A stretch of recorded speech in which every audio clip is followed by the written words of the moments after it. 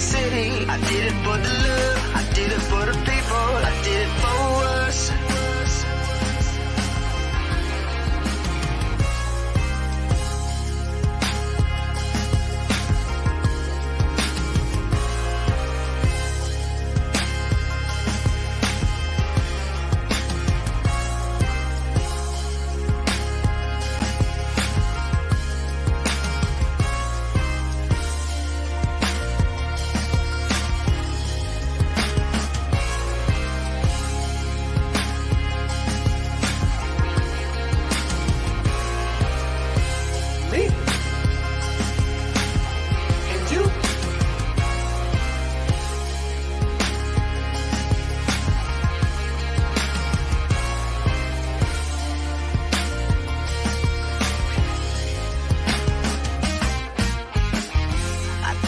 City. I did it for the love. I did it for the people. I did it for us.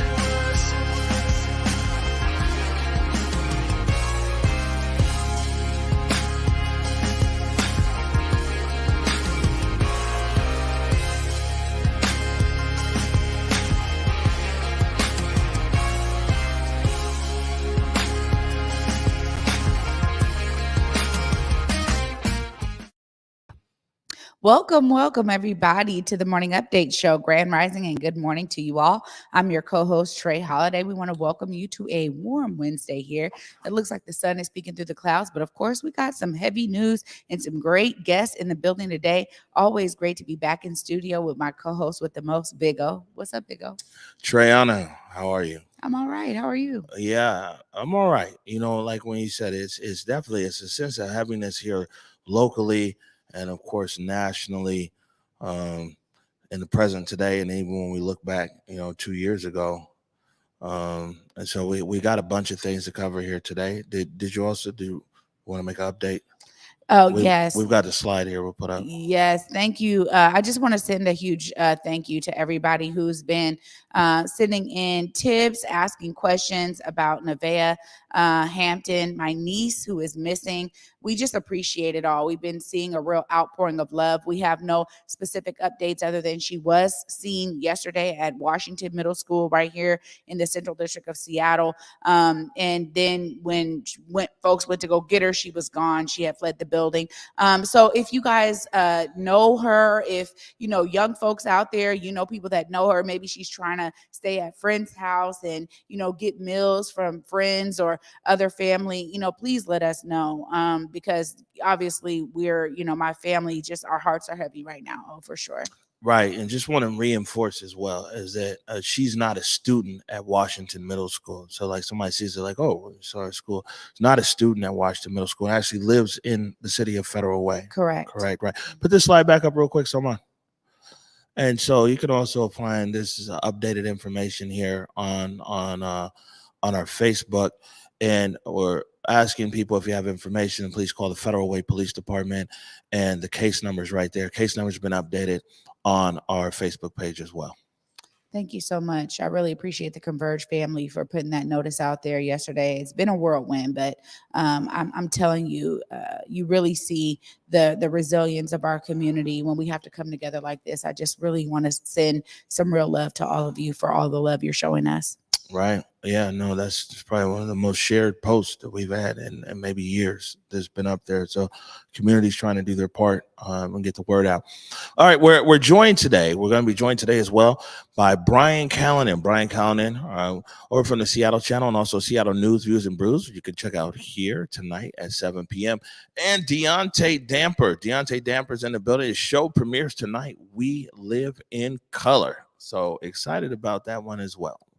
Ready? Yeah. Here we go. Good morning, everybody. Welcome to the Morning Update Show.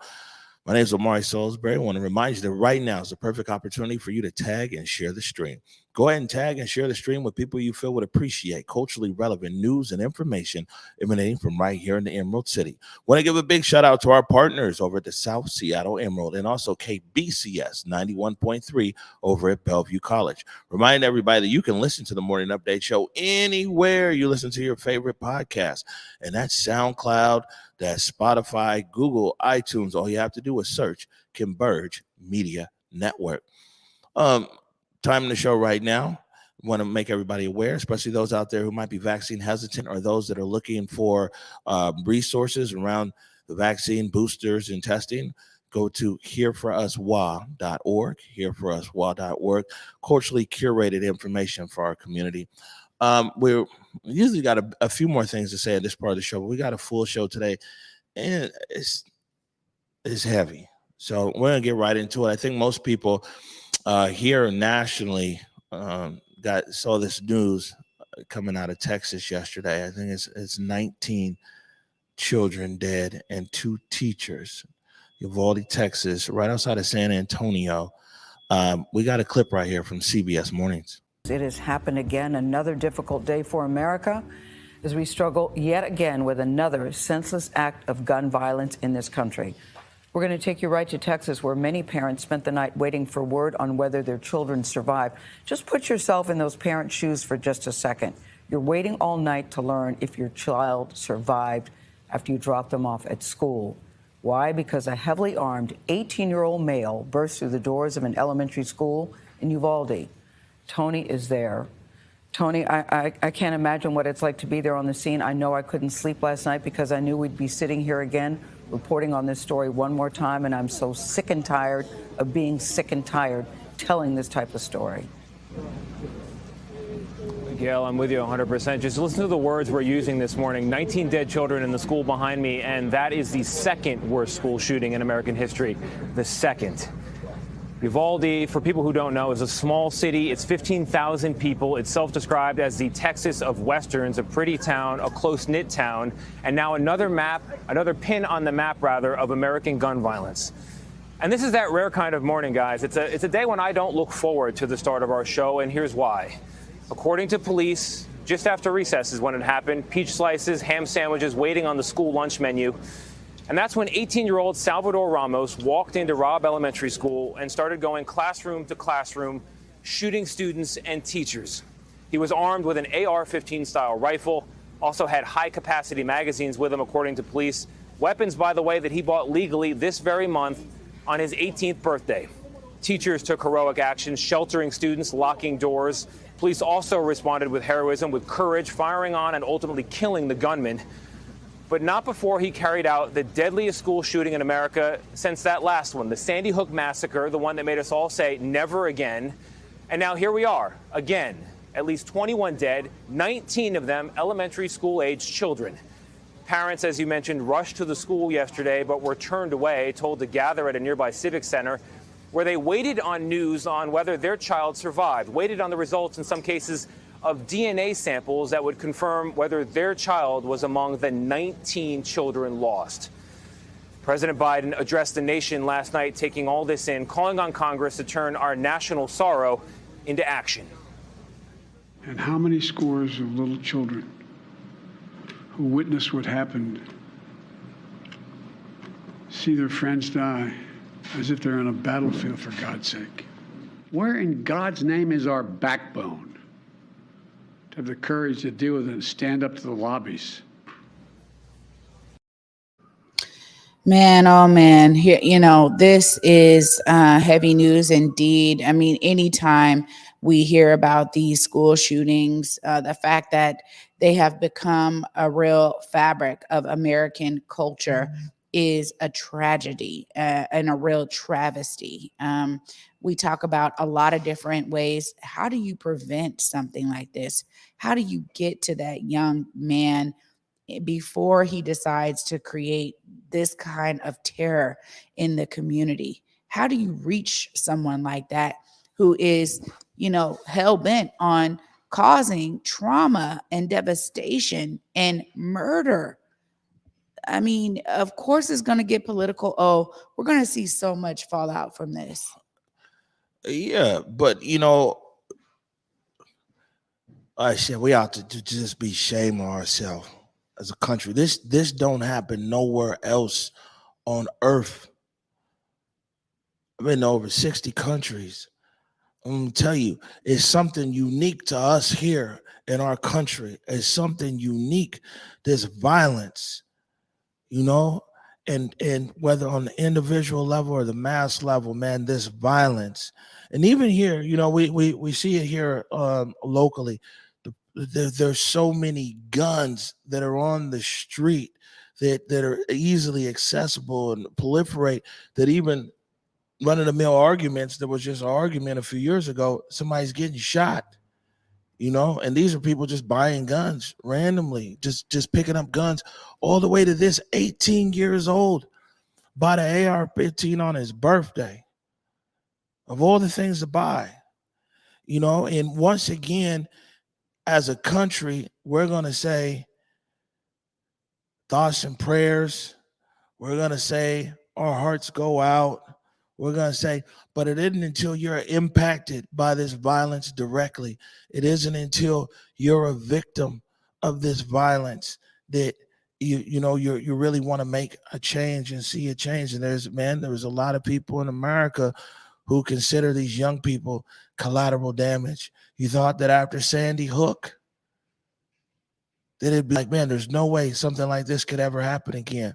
But it's like, as a country, damn, anything goes. Anything. And unfortunately, what's going to come out of this is nothing. This is exactly why I think so many people, one of the things I was hearing on the radio this morning was how these kinds of occurrences and tragedies that happen in our country really make people lose even more faith in the political system. And, folks say, well, how do we deal with something like this? Is this something, the federal government, you see President Biden there addressing this situation and calling for more gun control. You also have people who are, for guns are saying, of course, you're going to use this as a way to control guns. But there's got to be something that's got to be done. It can't just always be this back and forth in the political sphere, because people are losing their lives, period. The fact that it gets stuck in that cycle of, left and right and far left and far right. And look, at the end of the day, guns are way too accessible here in this country. You got an 18-year-old who just gets to pick up a gun same month that he decides to go to an elementary school and kill a bunch of students. This is something that you got to start saying, okay, wait a minute. Maybe we need to be thinking about things differently. Unfortunately, it gets stuck in this back and forth battle. And you're right. Oh, nothing comes out of it. Yeah. And, as a country, clearly there's not enough will or momentum. Like, all of these people, it's just, like I said, it's collateral damage. This is Texas. Remember, we talked about the story with Governor Abbott. They passed a law there that said that you could carry a firearm. You don't need no training. You don't need anything to be able to get a firearm. And then they're down there saying that that if more citizens carry guns, then they might have been able to stop this guy.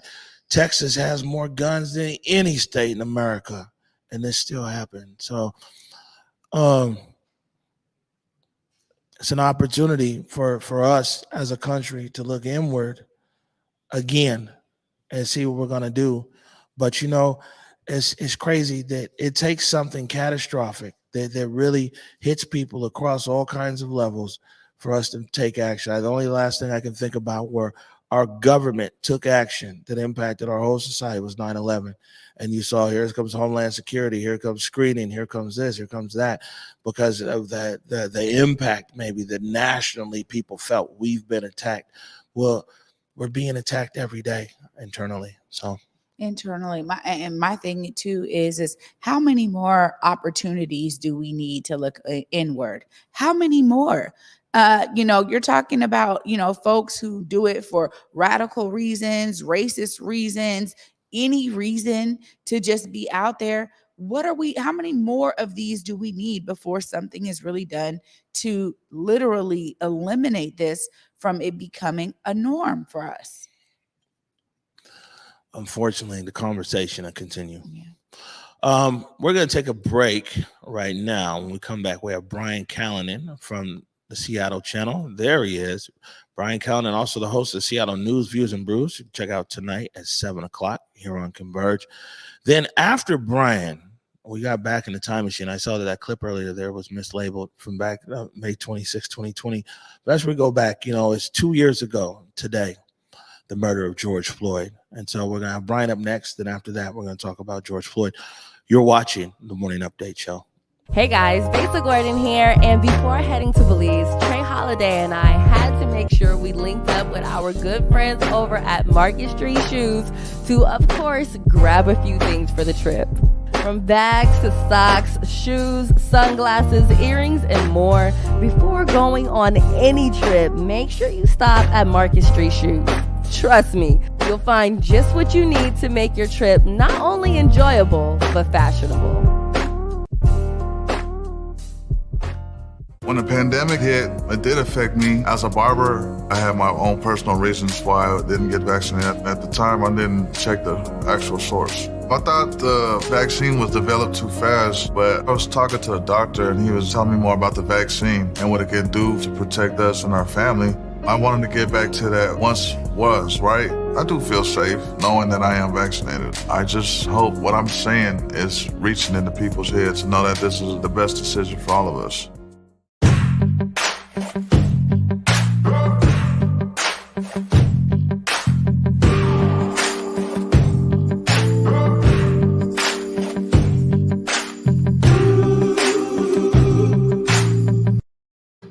All right, welcome back to the Morning Update Show. Joined now on the set, Brian Callanan, host from over the Seattle channel, but also co-host Seattle News, Views, and Brews right here on Converge. What's going on? Oh, a lot of stuff's going on. We're covering a lot of stuff with the Seattle City Council this week. Me and David Croman, the co-host I work with, who reports for the Seattle Times. There's three big issues I'd love to cover with you. One of them is talking about the pay up legislation. This covers gig workers. There's 40,000 of them in the Seattle area, and the Seattle City Council was working on this just yesterday in a committee meeting. It passed out of committee, so it looks like it's going to go to a full vote of the council, but there were 14 amendments going along with it, and there's a lot of different work right now, and I think we've seen it, Omari, actually play out over the social media airwaves or whatever else. You had Councilmember Herbold, who was going out there saying, hey, she put an open letter in the Stranger about this. DoorDash customers, make sure you're supporting this. Then you had DoorDash going out and sending out messages to their customers saying, hey, if this passes, this is going to end up raising all your rates that you use to get food delivered to you. So I think there's a big battle still going on with this. Again, the full council is set to vote on this next week, but this is one of those issues that affects so many people. I said 40,000 people out there actually are involved with this service in terms of driving around, and then countless tens of thousands on top of that who actually use the service. Real quick, is the city talking about reducing some of the regulatory fees and taxes on these services? Are they trying to compromise at all? That's a good question. I think the compromise might come on how this is implemented in terms of the time frame that's involved here, because what they're talking about is maybe trying this out, seeing what happens over the first 6 months of it. If it turns into a situation where employees aren't getting paid or whatever else, the city's going to try to investigate that.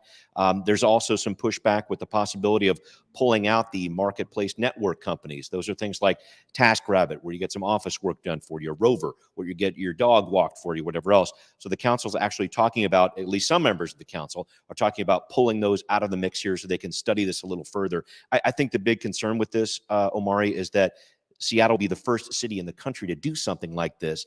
Would it involve some extra costs for these app companies? It absolutely would. The question now is, how are they going to pass that along to the customer potentially? And that is definitely a concern.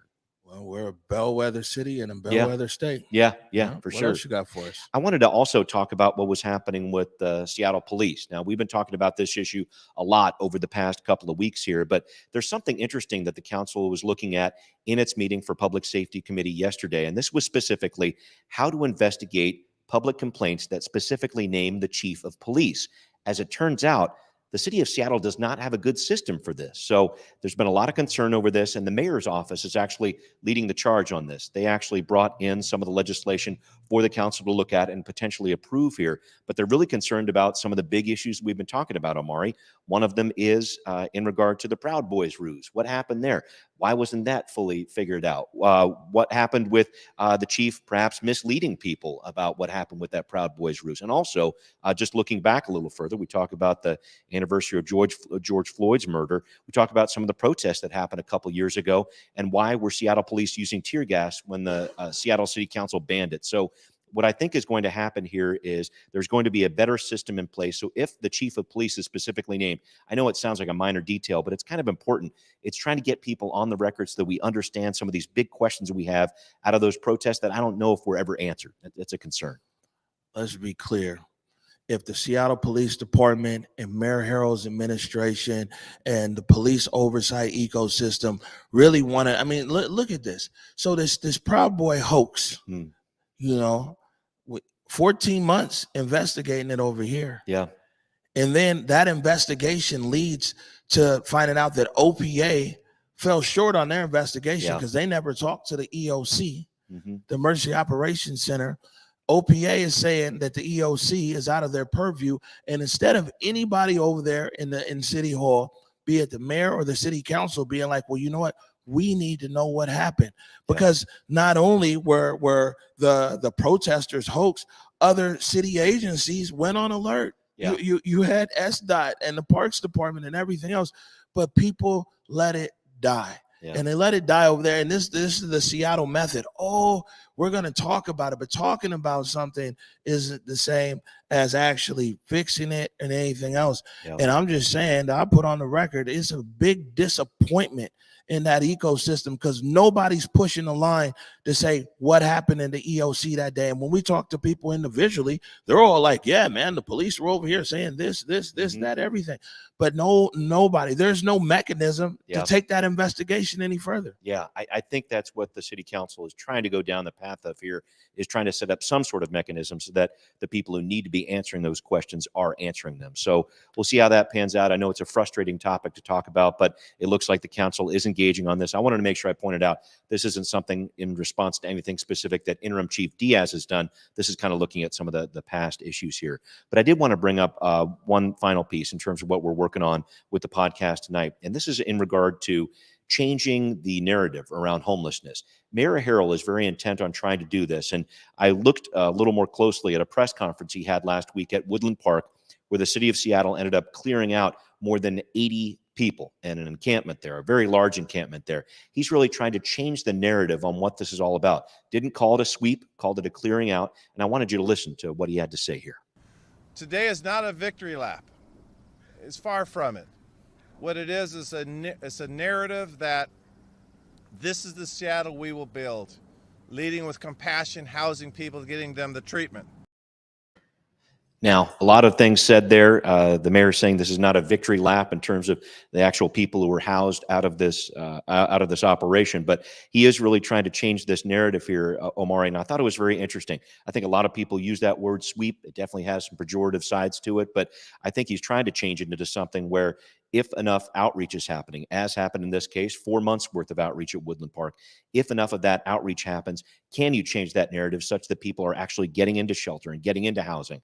There's been some critique of what happened here, in that only 4 people went to permanent supportive housing out of the 80 that were placed. Shelter options for a lot of them there. A number of them did go into tiny home villages, we understand here, but it's this whole idea of trying a different approach, this approach of maybe looking at these encampments for a matter of months and trying to make some placements that way. And it's something the mayor is trying to do. Will he be successful with it is still the big question.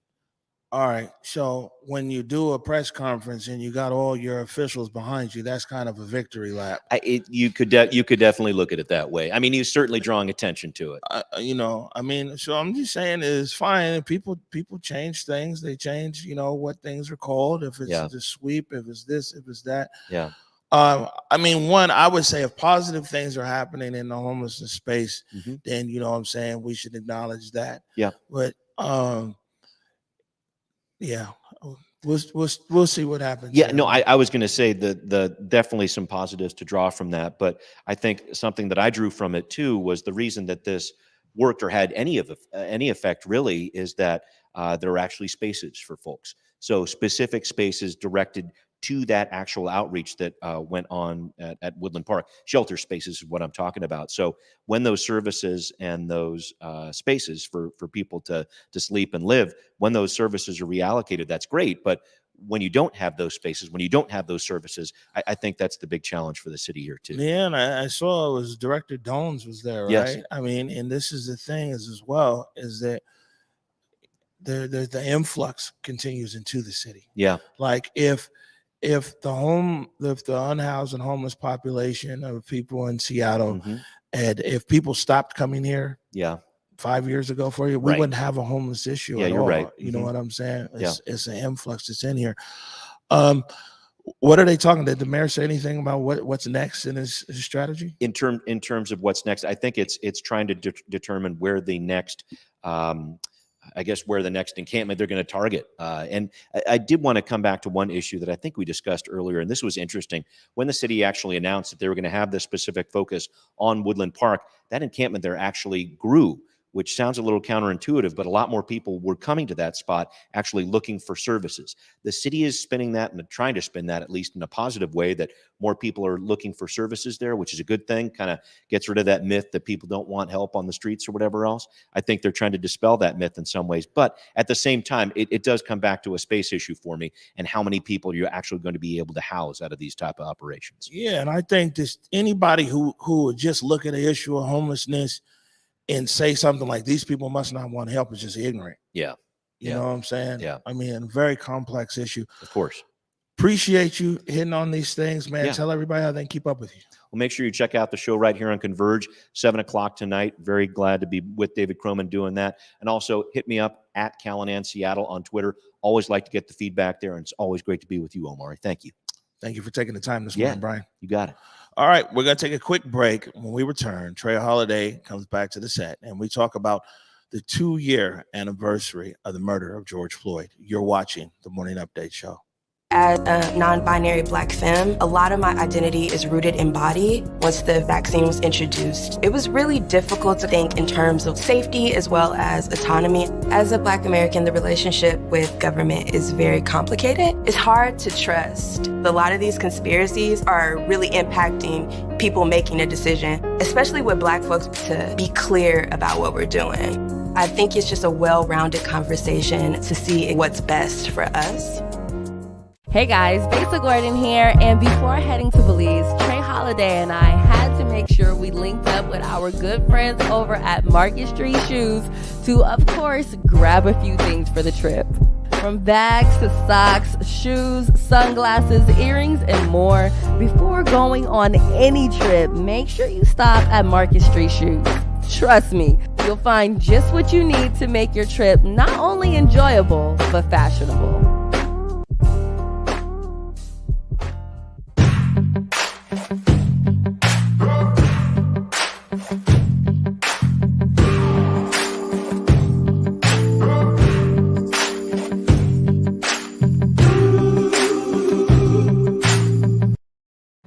All right, welcome back to the Morning Update Show. Man, 2 years ago today, Minneapolis, George Floyd murdered in real time for the world to see. And you know, the morning update show was already on air. We're at Studio B. I still miss that set. At Studio B, and this is a real interesting episode. I might see how we can replay it on the whole thing, because in that whole episode, and this is actually from the 26th, from 2 years ago, early in that same episode, we played Bird Watching While Black. Because remember, that's what came out. The guy's just trying to do bird watching, and the woman's like, "Oh, you know, this black guy's here," and this and that. Got on the phone, and everything else. And we had also talked about Ahmaud Arbery, and also in that same episode, a sweep happened right over there across from our studio on Jackson Street. But we got a clip here. It's about 2 minutes long. This is how we originally covered the initial news that we had coming out of Minneapolis, Minnesota, back in 2020 on the Morning Update Show. Our last clip here in the national segment. I'll be honest with you. You know what I'm saying? If seeing abuse at the hands of the police is a trigger for you, you don't want to watch this clip here. We've pulled this off this morning. It's from a clip of a Minneapolis police officer who has his foot on a suspect's neck, and he's keeping the suspect to the ground. The suspect keeps saying, "I can't breathe. I can't breathe." And near the end of this clip right here, you'll even hear him calling for his mom. He's mama, mama. And the gentleman here on this tape ultimately died. He couldn't breathe. There's a lot more details, of course, to come out about everything. But like I said, I wanted to explain it to you in case, some people in our viewing audience, man, they've been through a lot, and seeing video like that traumatize them. It's about 40 seconds long, and we'll play the video right now.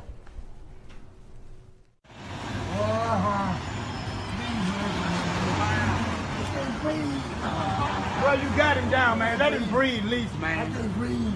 I've been trying to hear about him. So you breathe a little bit more. Neck, man. One of my homies died. He went back home. He's talking. I'm about to die, just say. Relax. Man, I can't breathe my face. Just get up. What do you want? I can't breathe. Please, the knee in my neck. I can't breathe shit. Bro, get up, get in the car, man. I will. Get up, get in the car. I can't move. I've been waiting the whole thing, man. Get up, get in the car. Mama. Get up and get in the car. Yeah, I mean, I know my timeline this morning was flooded, with this video and all this, and it's, man, I mean, sometimes it's the lack of humanity and regard that is, man, it's just afforded Black people. It really goes back to the mindset of thinking that we are animals, and it really does. It goes back to that. We see it in multiple formats in this country. We talked about it in terms of the healthcare system. Black women can endure more pain than white women, so there are large disparities around birthing children and what that looks like for a Black woman versus a white woman. We're seeing here that here he is, the man's knee was so far on his neck that it was almost as if his knee was just hitting the ground. I mean, he was pressing down. And then there's people literally there saying, "Come on, man, let the man breathe." My thing is what are these officers thinking in that moment? How are they thinking that I'm still appending a suspect who is, I'm fear of my life? What are you thinking right then? The man is not going to do anything if you lift your leg up a little bit to let the man breathe. This goes beyond policing the streets. That is straight up predatory practices right there. Yeah, I'm sure a lot more is going to come out about this case, but man, it take the wind out your sails. That's why we had to put some extra good stuff in our Melanin Magic, man, our last segment of the show. We're going to take a quick break. When we come back, it's all about everything great and fantastic and beautiful about being Black. You're watching the Morning Update Show. Oh my goodness. It's still difficult to see. It's still difficult to watch. And you're talking about 2 years later, we just went through so much in terms of, a lot of hope that was resounding in Black communities and beyond, because we were like, man, after this, come on, it's got to be apparent that there's real anti-Blackness here. There's real Black hatred here. There's real, it's deep. It was in that one police officer, but we've seen it so many times, massive amounts of times. We're talking about a school shooting. Was it last week before? We're talking about a shooting in Buffalo, targeting Black people. Violence in general, man, is something that I think news stations buzz around all over this country. And Omari, you said it earlier, nowhere else in the country, in the world, do we experience this level or see this level of violence. We are here now 2 years later, still pressing for the same measures of equity that George Floyd's murder shook the world up to understand it was necessary, it was needed. Yeah. And, looking at that, man, a lot, even just starting with that, with our show. And I left that break in there. I played it all the way to the break. Before the murder of George Floyd, the morning update show was something so special. It was something so special. We end the show, here's our melanin magic. We'd end every show and everything else. And, I guess we had to pivot, and a show that was really like a morning cup of coffee with our community then became a news platform for a while to the world.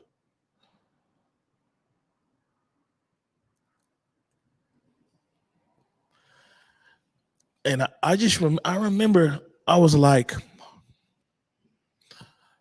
I knew that I was going to be in the streets. You just could not see that and sit at home.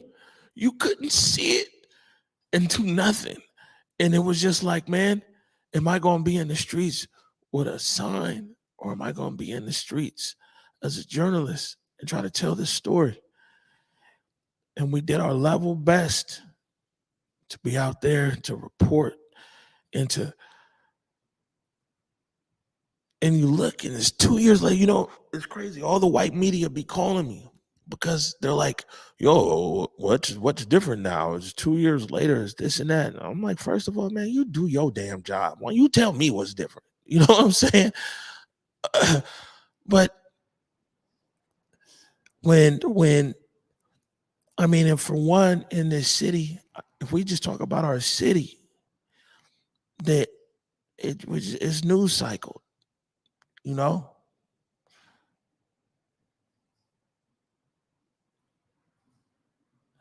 Black lives, it's not a switch. Our value isn't a switch to be turned on and turned off during the news cycle. Today, supposedly President Biden's going to try to sign an executive order, telling people they should reduce no-knock warrants and chokeholds, and a few other things with policing. But it's like when we look at our city 2 years later, and this is the thing, that going into the murder of George Floyd and coming out of the murder of George Floyd, before George Floyd was murdered, we said it was three things here in Seattle that we always talked about: the income gap between white people and black people, the loss of home ownership, which means the reduction of generational wealth, and the education gap between our children here in the Seattle public school system. So now, 2 years later, after a lot of performative moves, some money that's out there maybe somewhere, you know what I'm saying? And money's never really the answer. It helps, but it has to go along with policy. 2 years later, the income gap between blacks and whites is even wider. 2 years later, we own less homes. 2 years later, they doing something over there at Seattle Public Schools. And figuring out, clearly impacted by COVID and things like that. And so when people ask me what's different 2 years later, a lot of white people, white media, everything, think all black people's problems or issues is tied in with the police. So they're like, well, if the police were better, man, black people must be better off. And that allows people to glaze over the larger issues that impact us and impact our community as well. But I would say that it's like, clearly the murder of George Floyd, it changed us as a company as well. And,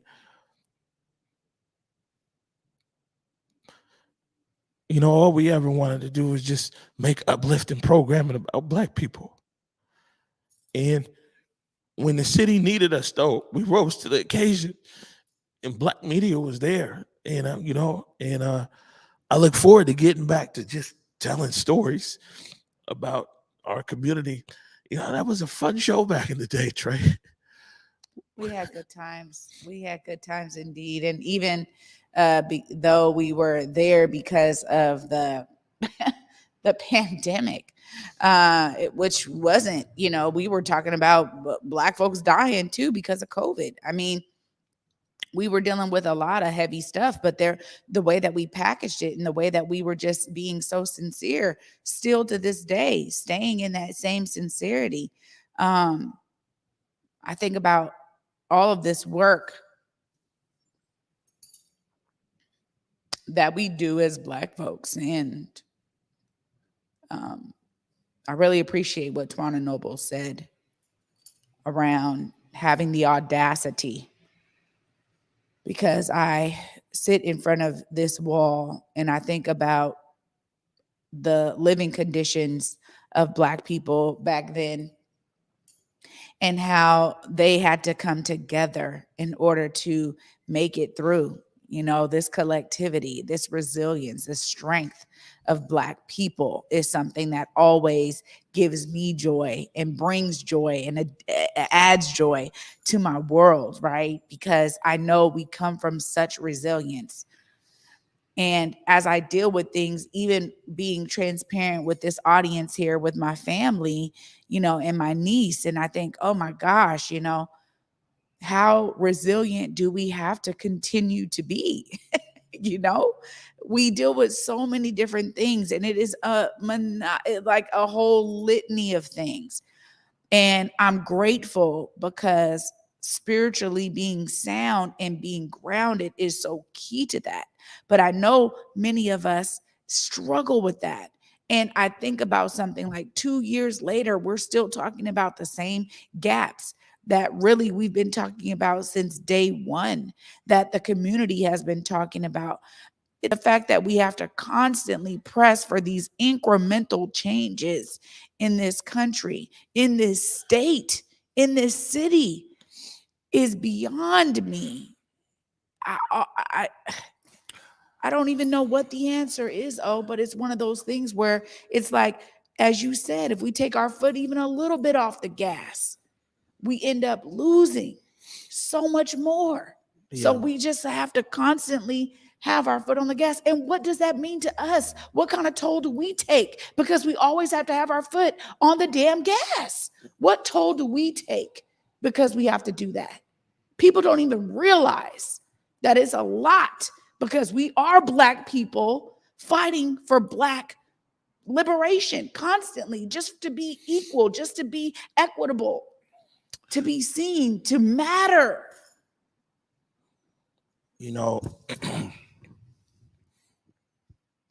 live in a city, excuse me, we live in a city where really the majority of the population, they have the luxury to decide for them when there's value in Black lives and when there's not. And we see that in our city, to show up, be real, when people feel that around certain situations, there's a value of Black life. I'm from the Central District of Seattle. All these Black lives matter. And I'll tell you this, Seattle, 2 years after the murder of George Floyd, if your show up for Black people is only when the police kill Black people, take that Black Lives Matter sign out your yard. You know where you need to be showing up as well? You need to be showing up there to your HR department to make sure that they're hiring Black folks. You need to stop being part of this massive displacement here. The same people pushing Black folks out the Central District go and they put a Black Lives Matter sign up. How much do Black lives really matter to you? How much value is it in Black lives? You can impact Black people in a positive way in this city on your everyday if you were intentional about that same sign that you put in your yard. So that's great. I'm glad people took to the streets. I'm glad people called their council member all the way up to the governor. But man, what the everyday things as well that still impact our community, y'all quiet. Y'all quiet because you got the luxury of being like, well, this Black life might matter. That Black life might not. And one thing I'll say in retrospect, in 2 years after the murder of George Floyd, is that, like, unfortunately, a lot of stuff just hasn't changed. You know, we saw a lot of performative stuff. Man, they got to give out some acting awards in this city. We saw a lot of people performing. So, anyways, Trey, you know, I'd say this, that I'm thankful, I'm grateful. You know, we're still here. And it's always good to remind people that we were here before the protests, reporting on our community. We were doing this even before we had cameras, reporting on our community. And one way or another, we're going to continue to report on our community. It's so important that we do that. And, you know, as I talk about resilience, it is the one thing for me. It is, I know our community needs it. Our community needs this platform to uplift their stories, to uplift their brilliance, their beauty. That is one of those things that will constantly keep my wheels turning. Oh, yeah, I hear you. I know one thing for sure, you know, is that I'm just happy to be returning deep into our core mission here, which was to create programming and to uplift content creators, you know, to share the Black experience here in Seattle and across the Pacific Northwest. And, you know, we continue to stay rooted in that mission.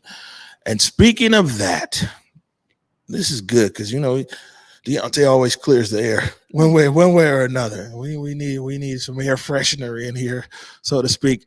We're going to take a quick break right now. When we come back, there he is, Deaunte Damper, man, host, brand new show, Trey.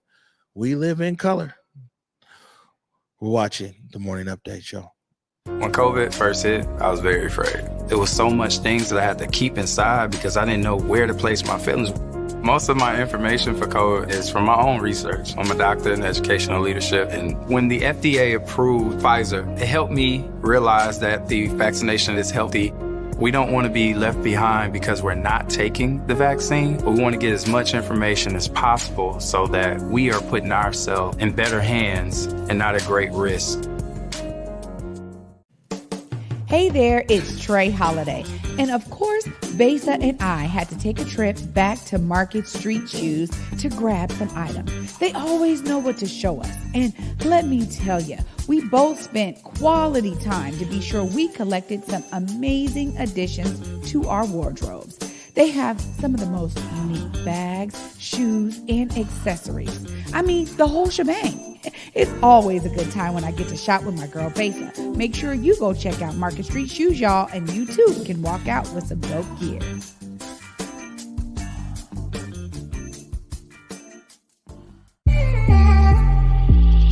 Damn, Echo, you're savage.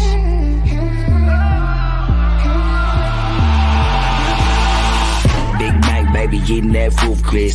Short temper, so you know I'm kinda ruthless. Bad pass, roll one, time to elevate. Yeah, part-time smoker when I medicate. Big step, a couple hoes up in the Dino. Fly 'em out to Vegas, couple just in the casino. Mean up, I had to earn it, others buy it, money burning. I work harder, I deserve it. You a groupie, you a bird. I'm a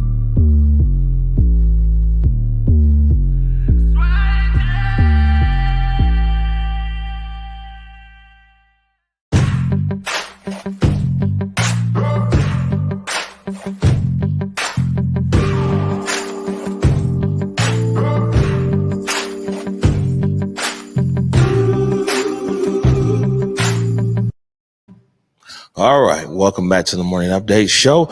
Joined now by, I got so many descriptions for you, but we'll stick to the one there on screen. Okay. Host Converge Media's new show, We Live in Color, hosted by you, Deaunte Damper. Welcome. Deaunte South and Damper. I'm going to be the first person from the South and the Seattle to be hosting a show on Converge. So let's give it up. Oh, my goodness. See? Converge, we believe in diversity. Man, all right. Well, you fortunately for you, you've been underneath these lights here a few times. Absolutely. And you know, as a guest, so next time people see you, they're going to see you as a host. And honestly, I have to thank you.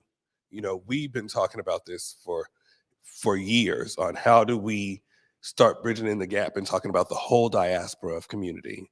And you've always made sure throughout the years, and we're not talking about during the Pride events, we're talking about when it comes down to advocating for our trans brothers, sisters, and non-binary people in community. Oh, I would like to learn more about that. But now we have a safe space for all the community from the LGBTQIA that are Black and other allies to come to. So I'm excited. No, I'm excited too. You know what I'm saying? And I mean, we've always been big supporters, you know what I'm saying, of the community, the larger community as a whole, and the microcosms of it. And I'm glad that you brought that up, though, is that this has been years in the making. Yeah. You know, it's another show, proof, the truth for proof. It was 3 years. Yeah. And this with you is over 2 years in getting here. People might think that it's like, oh yeah, we're just gonna do years. No, getting this you here. is years in it. Literally during the thick of it, she reached out. It was like, hey, let's start working on this. But capacity, even calligraphy was like, hey, there needs to be this. When are people going to start showing up for this diaspora of community? So I definitely think you, Proof, and Eric within that space, because y'all were all trying to figure out how can we create this space. So I'm just really excited to start this tonight. So all right, so good stuff. So tell us, what is this show all about? Okay, so when we talk about the community for the Black LGBTQIA community, we're usually around, you see us during the Pride events or when grants are being made. No, we live in color. We want to give them our community members a platform to start speaking their truths. There's a lot of people that are community caseworkers. There's organizations like Taking Black Pride, Lavender Rights Project, and other community advocates like Aaron Asefa, who, if he wins his election for the 37th district, he'll be the first openly positive person to win. But we want to see how they live in color. How can we support them in this space? Because when we talk about the diaspora, we only are included during the performative stuff. So that stops today. Man, you talk about perform. Yeah, it'd be really extra performative in that community. Right. And you know what's interesting is that I think that this will also be a space on the uplift. Yeah, absolutely. Because there's so many. You know, I mean, I've had the opportunity even here in Converge. We've had a producer and a director who's in the trans community. Yeah. That's just so that. But you know, to be honest with you, that's like the last thing that I actually, you know, I'm like, yeah, okay, cool. You're like, hey, I just want to let you know something. No, that's it. I thought you were gonna tell me you deleted the SD card or something. Right. You know, I mean, it's like, and so I think it's also important that that people aren't just drawn down to an orientation and reduce. And I guess that's what you're saying. It's like, we live in color. We're not just, you can't just draw us down to, you know, an orientation or pronoun or something. Like, we out here living. We have integrity over pride. We are out here as community caseworkers. Communities sometimes utilize our lived experience, but don't know how to actually advocate for us. And this will be a teachable moment for all community members, including even in my own. I think that it's really important for us to start bridging that gap. And tonight they'll get to see a little bit more about that. And I would love to. I know I didn't ask, but I want to invite you to my first show. I want to talk to you, just a little bit on how this can come together, and what that would look like. Is that okay? So you want me on there tonight? Yeah, I want you on there today. I mean, hey. All right. So here's what I'm gonna tell you. Okay. Is this? Fortunately for your programming, the Mariners play today at 1:10. Okay. So it's a day game. So okay. Oh, we still have a Mariners team? I didn't know that. See, now here we go. See, this is why we don't. Saying. That's why don't nobody from the South ain't got no show on Converge. Look, you violating all the rules. Y'all started off good though, but it kind of started doing the Harlem Shake a little bit.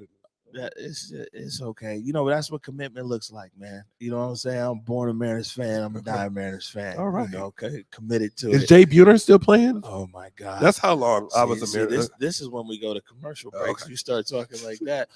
So this is a 30-minute show, right? Yes, 30-minute show. So, you know, if you're gonna have me on here tonight, I think that is it good. Salman, are we gonna be okay tonight if we go over 30 minutes, Mr. Director? We just might, okay. you know. I got a feeling we might go a little longer. We got some announcements to make. There's some community events. and encourage community members while watching not only Converge, but also We Live in Color, Proof Show, The Factor with the twins. Like, make sure you're reaching out to us to let us know about the community events. We want to come support, show up, especially for my LGBTQIA community members. We know they're about to pride us out, but we want to make sure we're showing up here at Converge. It is interesting. I'm gonna leave this further discussion for tonight, since we're gonna be together. It looks like, which is good for me. Thank you for the opportunity. What I learned last year at taking Black Pride and was really introduced to a whole community. And man, that was a dope event. Absolutely. But Absolutely. by the way, I mean, you know, Converse, sometimes we put ourselves out there, man. And what we saw, me and Trey Holiday, it was an emotional show, man. We saw these guys getting death threats on national news and everything. And a lot of people, organizations came out to say this is wrong, but a lot of media didn't just say this is wrong. Mm-hmm. And they were missing, I think they were missing the point. They were missing the point. Even our community members were missing the point. It's like, stop saying you're just going to be there in the performative way. And that also came, it wasn't just towards white Republicans in our community or hetero community members. There is discrimination in the LGBTQIA community where some white LGBTQIA community members needs to be held accountable for. I won't say your name, but you know who you are, and we'll talk about that on a later show. Oh, snap. I will say this, right? And I mean, it's always an opportunity to uplift my brother Hiram. You know, he passed away in 2005. That's crazy because, you know, they say that and I always get emotional when I talk about my brother, but that's the best thing. And it was like, man, you know, it's been 17 years and it's dope that I still get emotional because I know that the love is still right there. Yeah, absolutely. And he's living within me. But when you talk about, like, you know, racism within that community, my brother came out, like I say, he came out in the 80s in the Central District.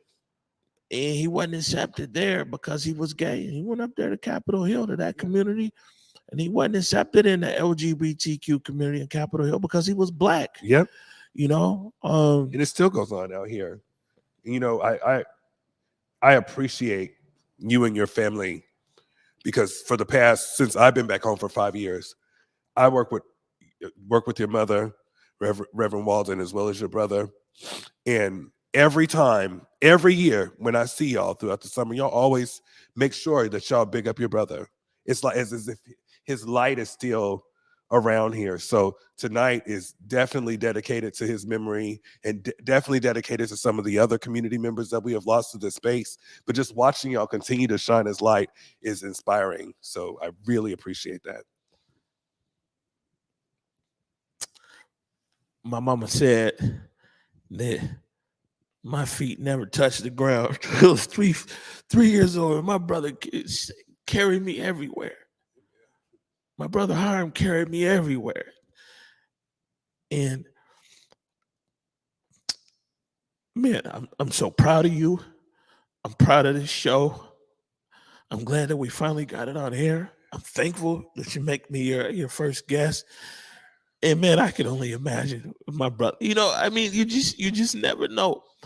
And 17 years later, on this platform here, I'm still able to uplift my brother's name. I'm thankful.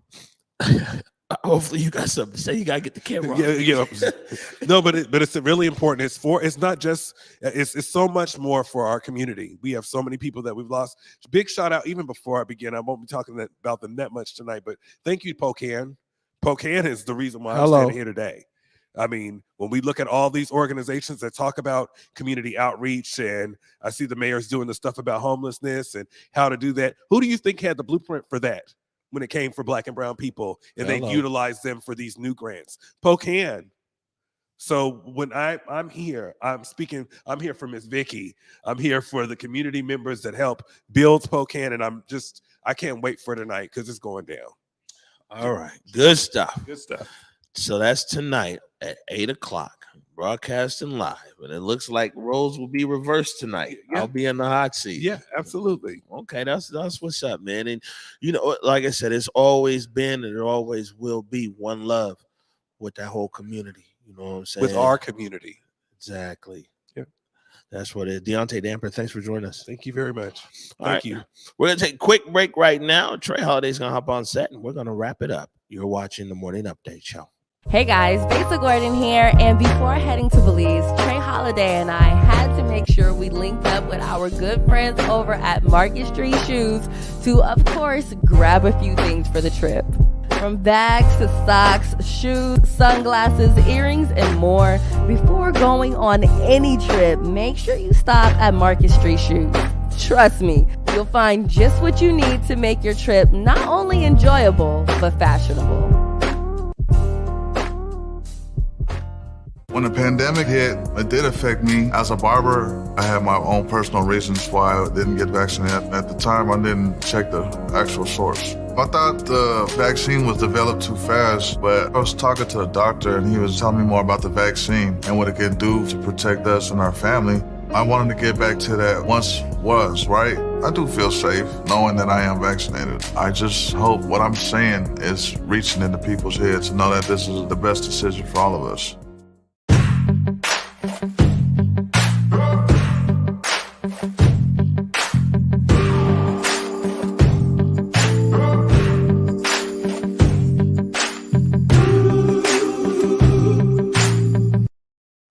All right, welcome back to the Morning Update Show. We're a little bit over time. You got a few minutes for me though? Of course I do. Right. Man, we've been together. This journey has been over 2 years. You know what I'm saying? And I'm thankful for you. We done been through so many ups and downs together. And I was talking to some reporters yesterday, and I said that here, because we're really community news who lives in the community, that we always carry an extra burden as well. And a lot of our colleagues at different stations and everything else, platforms that cover something, but they're not going into the community. We report on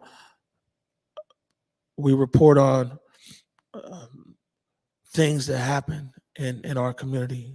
We report on people impacted by gun violence, but then we go to the store and we see the family, or we know a friend of a friend, or they went to school with whatever. And so then it's like we're consumed with it, because even when we leave here, we go into community, and that impact still be there and it'll be real. And I just want to tell you that over 2 years, and look at all the things that we've been through together. You know what I'm saying? Together. And I appreciate you, and we were going to save this for tomorrow, but I'm not on air tomorrow. And we'll let people know that June 3rd is going to be the last episode of the Morning Update Show.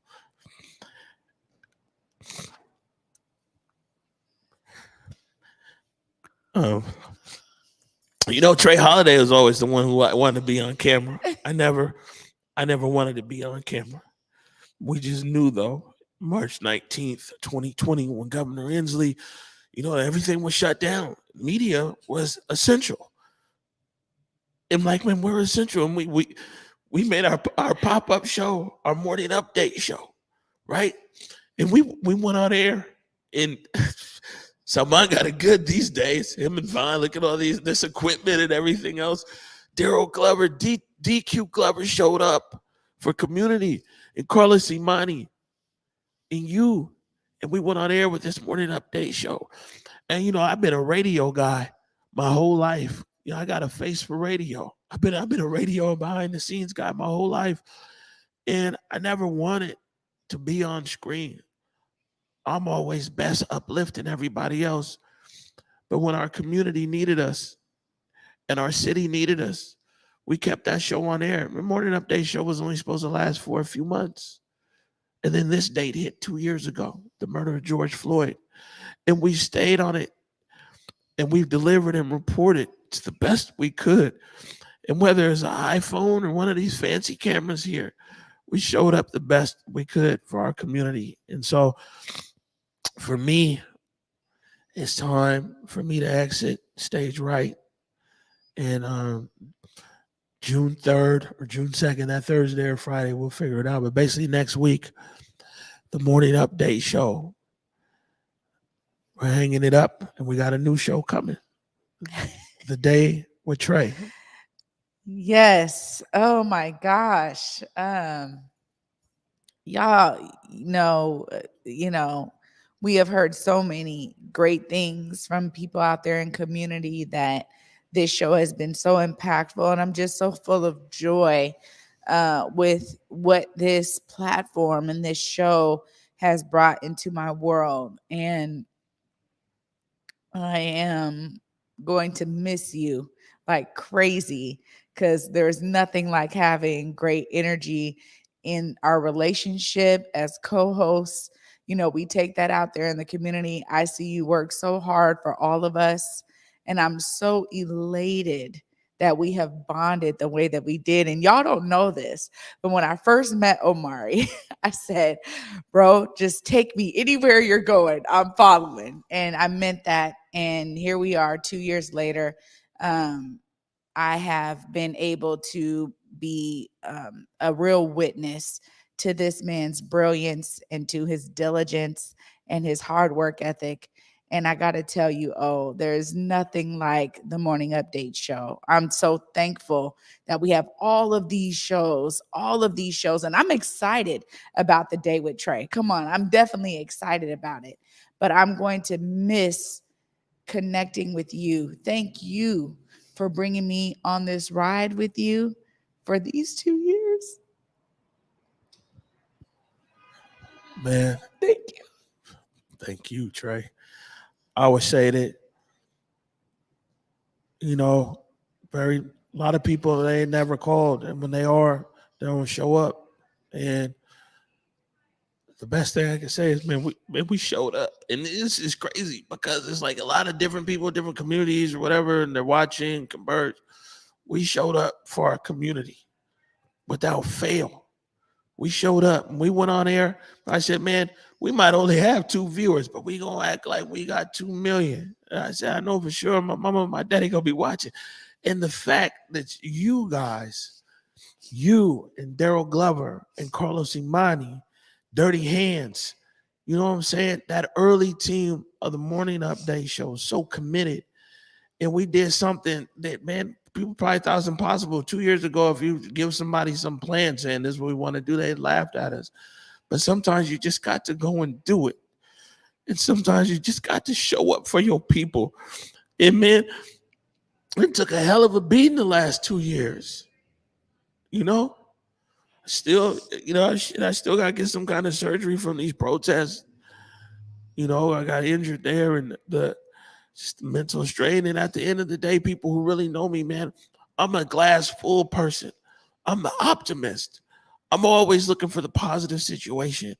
And that's what I look forward to, to getting back to.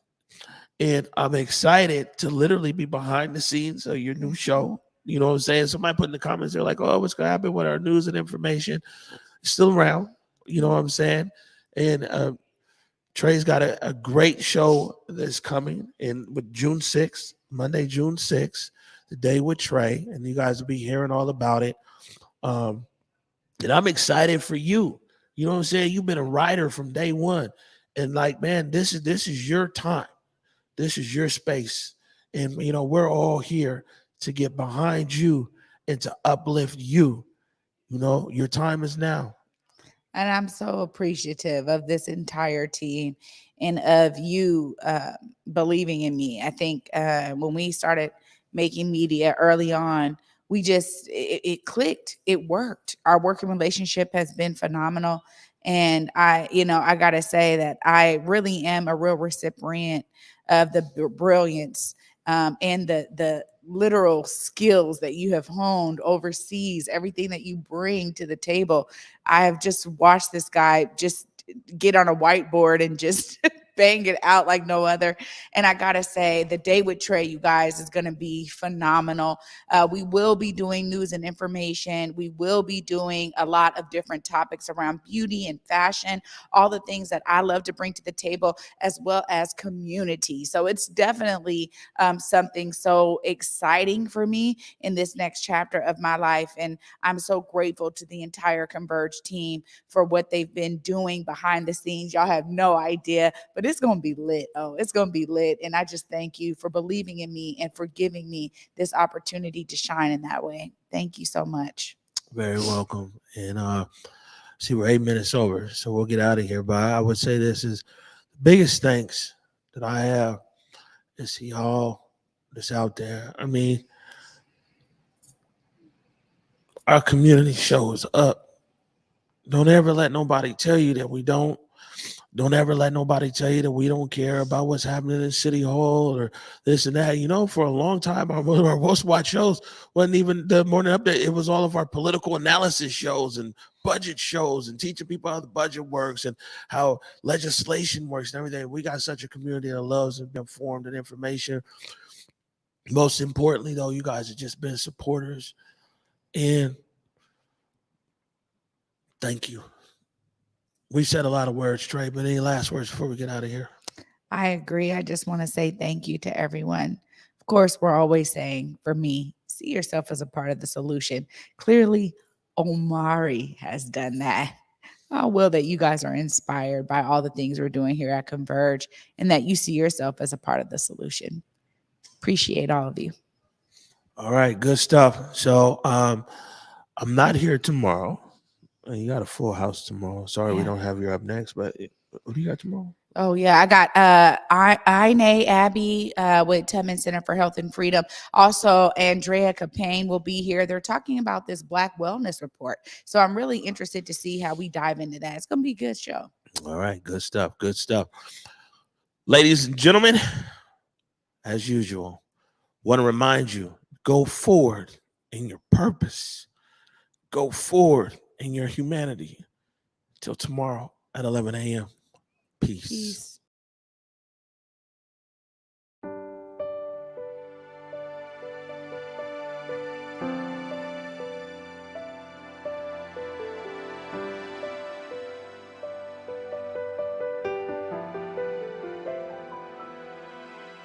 What do I see through a lens of fear? 1,000 little steps to go. What do I fear after all these years? Lord knows I don't even know. I've been running on the edge of a sundial, sleeping in the shadow. I've been begging you to see me, then hiding beyond the unreachable. Looking out left on a right-hand turn, just trying to make a deal. A lazy shoes and love is a love that churn. That's the kind of food that heals. I've been searching for the end of an era, waiting to be ready. The world is bigger than a moment. Be steady, that's how you can feel it's real. But I feel naked in my new clothes,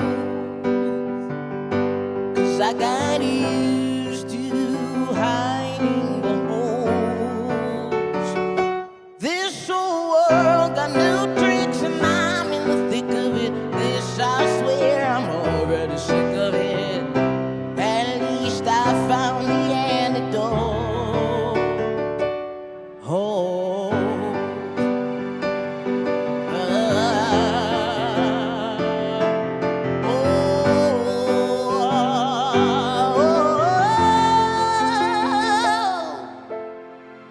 I know no one is a shadow. I know no one is a shadow. I know no one is a shadow. I know no one is a shadow. I know no one is a shadow. I know no one is a shadow. I know no one is a shadow. I know no one is a shadow.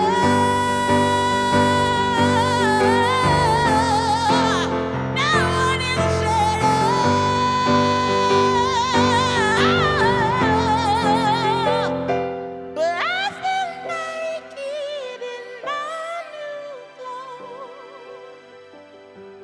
'cause I got used to